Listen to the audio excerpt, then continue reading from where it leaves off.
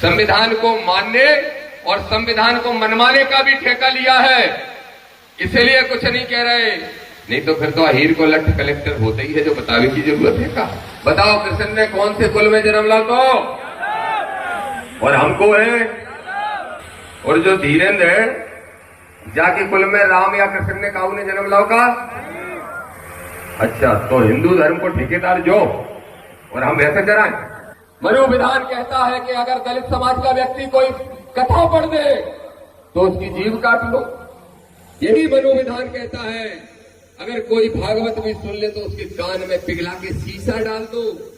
इस मनु विधान को लागू करना चाहते हैं ये चार, कि भाई आप धीरेन्द्र के बारे में ऐसे बोल रहे, धीरेन्द्र ने ये सब भाषा सीखी कहां से।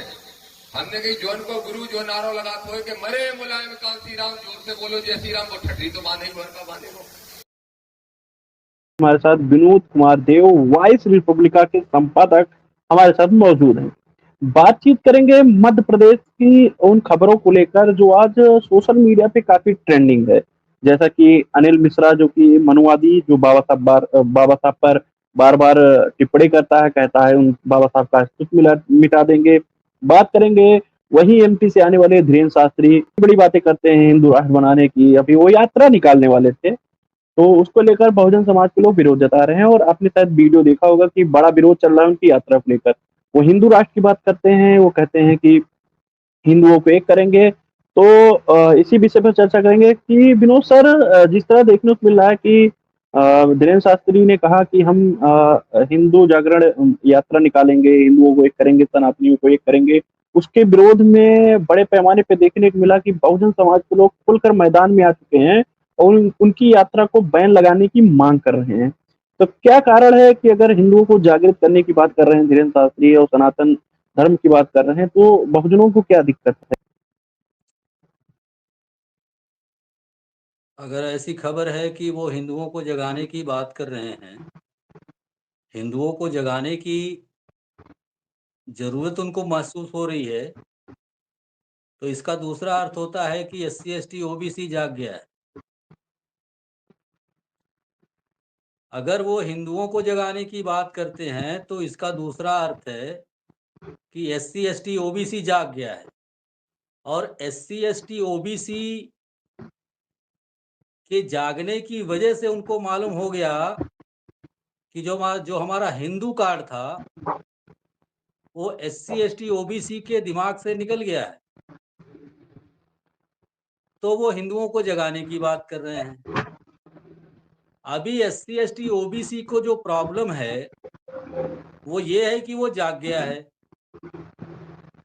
और जागने की असल वजह है कि उसके पीछे जो तमाम वर्षों का बामसेब का और उसके ऑफशूट विंग्स का जो मेहनत है वो रंग ला रही है।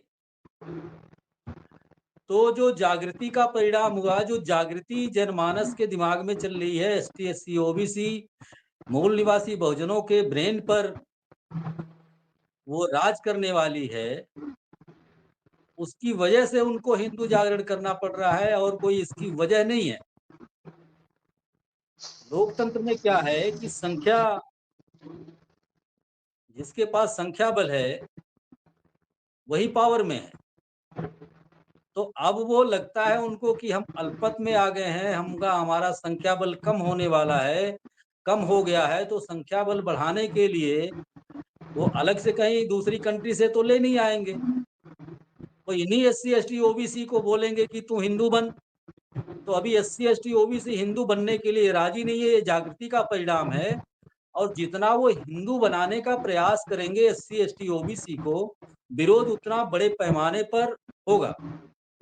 जी, और देखने को मिला कि अनिल मिश्रा जैसे लोग जब बाबा साहब का कहते हैं कि अस्तित्व मिटा देंगे, आनंद स्वरूप जैसे महाराज जो हैं वो कहते हैं, जो चोला तो ओढ़े हैं संत का, लेकिन उनकी भाषाओं से जैसे लगता है कि वो एक संत नहीं है, वो एक उसके संत के भेष में एक गुंडे हैं। फिर भी जिस तरह बहुजन समाज के लोग अब आकर मुंहतोड़ जवाब दे रहे हैं। आज बहुजन समाज में जो जागृति आई है, दो राय नहीं है कि तमाम बहुजन समाज के उन संगठनों का आपने जो जिक्र किया वो जमीनी लेवल पर काम कर रही है, जिसकी वजह से जागृति बढ़ी है। फिर भी जो जागृति बढ़ी है, आज आमने सामने की लड़ाई होती दिख रही है। तो क्या लग रहा है सर, जो ये आमने सामने की लड़ाई होती दिख रही है, मनुवाद वर्सेज बहुजनवाद की जो लड़ाई होती हुई दिख रही है, जो सड़कों पे हो सकता है आने वाले समय में देखने को भी मिले, क्या लगता है इसमें जीत किसकी वाली है? वैचारिक रूप से जीतेगा कौन? देखिए, तथागत बुद्धा ने जब क्रांति किया था तो उन्होंने कोई हथियार नहीं चलाया था।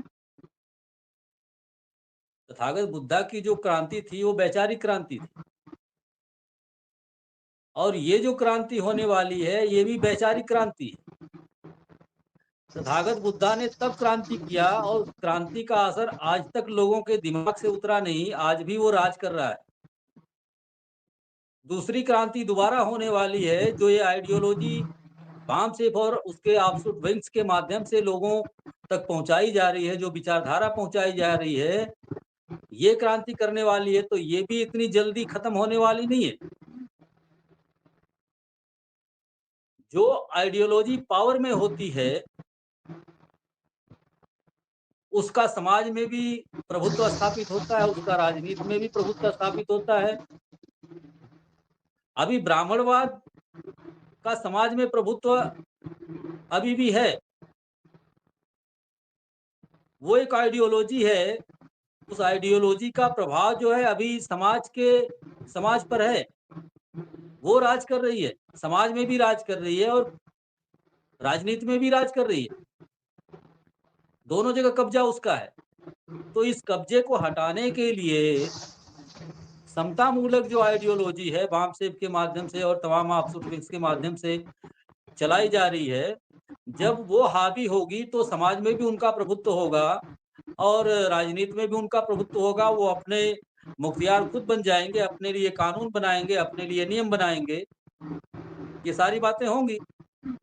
जी, तो साथियों, जिस तरह जागृति बढ़ रही है, देखने को मिल रहा है कि वो लोग कभी आते हैं, कहते हैं कि बी.एन. राव जो है वो संविधान निर्माता है, जबकि देखने को ये मिलता है कि जिस व्यक्ति ने पूरी ज़िंदगी लगा दी अपने 2 वर्ष 11 माह 18 दिन में संविधान निर्माण हुआ, भली बात। और आरक्षण जिसको ये कोसते आ रहे थे, 75 वर्षों से कोसते आ रहे थे, आरक्षण को बड़े पैमाने पे गालियाँ देने का काम करते थे। तो सवाल ये भी खुली आंखों से बहुजन समाज के लोगों को देखना चाहिए कि जिस तरह ये लोग गाली देते थे कि ये लोग आरक्षण के द्वार से आए हैं। हाँ, ऐसे-ऐसे बातें बोलते थे। क्या ये अपने जो बी.एन. राव जिनको ये संविधान निर्माता बनाया, क्या उनको गाली देने का काम कर रहे थे? क्या उनको गाली देने का काम कर रहे थे? आज वो लोग बी.एन. राव साहब को अपना महापुरुष बना रहे हैं। तो ये आज के डेट में हमको ये खुली आंखों से साफ तौर पर देखने को मिला है कि इन लोगों ने, जब इस देश के तो सोशल मीडिया नहीं थी, जब बहुत सारी टेक्नोलॉजी नहीं थी, बहुत सारे हमारे समाज में पढ़े लिखे लोग थे नहीं, तो इन्होंने बहुत सारी ऐसे ही मनगढ़ंत कहानियों के माध्यम से बहुजन समाज के लोगों को गुमराह करने का काम समय समय पर करने का काम किया। तो आज जो बड़े पैमाने पे जो जागृति है, जो विनोद सर ने कहा कि आज बड़े पैमाने पे जो समाज तैयार हो गया है, कहीं न कहीं वो चीज़ इनको सता रहा है। साथियों, इस वीडियो को ज़्यादा से ज़्यादा लोगों तक शेयर करें और आप लोग वीडियो को लाइक नहीं करते, वीडियो को ज़्यादा, क्योंकि हम जो मेहनत कर रहे हैं, हम आपसे यही चाहते हैं कि कम से कम हमारी आर्थिक सहायता ना कर पाएँ, लेकिन आप वीडियो को ज़्यादा से ज़्यादा लोगों तक शेयर करके और चैनल को आगे बढ़ाकर हमारी मदद कर सकते हैं, क्योंकि आपका चैनल बहुजन समाज के ही लोगों तक सच्ची खबरें हम ही लोग चलाते हैं। विनोद देव जी, क्या कहेंगे कि अंत में क्या संदेश देंगे उन बहुजन समाज के लोगों को जो आज भी जो उनकी आँखों के सामने है, बी.एन. राव संविधान बदल देंगे, हिंदू राष्ट्र का नया संविधान, सब कुछ संविधान की वजह से मिला बहुजनों को, पढ़े-लिखे लोगों को आज बड़े पैमाने पर आप देख रहे हैं कि नौकरियाँ मिली, जिनको ₹1 रखने का मतलब इनके मनुस्मृति कानून में कुछ औकात नहीं थी, आज वो जेबों में 1000, 2000, 10,000, 20,000 लेकर चलते हैं, बड़े-बड़े गाड़ियों से चल रहे हैं, बड़े-बड़े फ्लैटों में रह रहे हैं, ज़मीन जायदाद बना रहे हैं। आज वो भी संविधान की उनको ये कदर नहीं है, बाबा साहब अम्बेडकर का उनको बिल्कुल एहसास नहीं है कि इस महापुरुष ने या तमाम महापुरुषों ने क्या किया। अंत में क्या संदेश देंगे आप? अंत में हम यही कहना चाहेंगे कि संविधान से वो लोग भी लाभ ले रहे हैं और लाभ लेते हुए संविधानिक प्रोविजंस को फॉलो करते हुए उन्होंने सरकार बनाई है और संविधान को फॉलो करते हुए सारे के सारे वो सुविधा भोगी बने हुए हैं। फिर भी वो संविधान को समाप्त करने की, बाबा साहब को समाप्त करने की और तमाम चीजों को करने की वो बात करते हैं, रोकता कौन है इनको करने के लिए? तो जाहिर सी बात है कि वो संविधान है जो उनको रोक कर रखे हुए है, वो जो कानून लागू है वो उनको रोक करके रखे हुए है। हम ये कहना चाहेंगे कि अगर मनुस्मृति लागू होती तो क्या वो बोलते? वो करके दिखा देते। क्या हम आप बोलते? ये भी तो है। हम बोल नहीं पाते और वो बोलने का काम नहीं करते, वो कर देते। वो क्या संविधान अच्छा खत्म कर देते, वो किसी को भी एक मौत के घाट उतार देते। आपने एक देखा होगा सवाल ये भी है। मनुस्मृति एक के सवाल अंदर एक सवाल ये भी है हमारा, ले लीजिएगा कि जो ये सपने देख रहे हैं कि फिर से मनुस्मृति लागू कर देंगे, क्या वो सोच उनकी जो है, क्या वो लगता है कि वो साकार हो पाएगी? मैं उधर ही आ रहा हूँ। अगर मनुस्मृति लागू होती तो वो बोलते नहीं, वो इस तरीके से बयानबाजी नहीं करते, वो लोग अभी तक अपने कार्यक्रम को अंजाम दे दिए होते। मनुस्मृति में नियम कायदे इन्होंने बना रखे, तो आपने देखा होगा, आपने पढ़ा होगा कि पिघले हुए शीशे कान में डलवा देना, गरम सलाखों को आंखों में डाल देना, और अगर वो सामने बैठता है तो उसके चूतड़ के मांस को कटवा लेना, पहली औलाद को गंगा में फेंक देना, और जो लेडीज है उसका आदमी अगर गुजर गया, विधवा हो गई है, तो उसको उसकी चिता के साथ में जला देना। ये सब अन्याय अत्याचार वो मनुस्मृति के अधीन कर चुके हैं। अगर संविधान लागू नहीं हुआ होता तो वो लोग बोलते नहीं, आपको खत्म कर देंगे, ये कर देंगे, वो कर देंगे, वो बोलते नहीं, वो कर चुके होते। संविधान एक ऐसी चीज है जो उनको रोक करके रखा हुआ है। अगर वो सोचते हैं कि संविधान खत्म करके हम रह लेंगे, तो जागृति इतना बड़े पैमाने पर हो गई है, सोशल मीडिया पे लोग बात करने लग गए हैं, दूसरा भीमा कोरेगांव कर देंगे, ये बातें आ रही हैं। तो संविधान से उनको भी बेनिफिट है। संविधान समानता की बात करता है, संविधान भाईचारे की बात करता है।